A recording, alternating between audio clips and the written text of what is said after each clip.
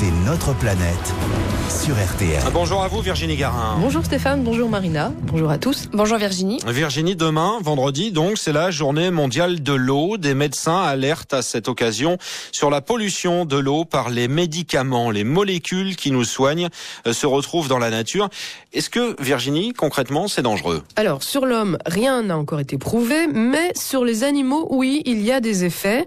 En fait, il y a une certitude, dans les eaux des stations d'épuration et des rivières, on retrouve de plus en plus de traces de médicaments anti-inflammatoires, anxiolytiques, antibiotiques, qui proviennent de ce que nous consommons pour nous soigner. Le corps n'élimine pas tout, donc nous les rejetons quand on va aux toilettes. Par exemple, autour d'un hôpital, une étude a retrouvé dans l'eau 36 résidus différents de médicaments, et ça a un impact donc sur la faune. Alors les compagnies des eaux font des recherches pour éliminer les résidus dans les stations d'épuration, mais c'est encore insuffisant. Et des chercheurs donc ont découvert que dans le Rhône, la présence de traces de contraceptifs féminisait les poissons. Aux États-Unis, une étude a montré que des poissons exposés à des antidépresseurs avaient des comportements qui s'apparentent à l'autisme humain.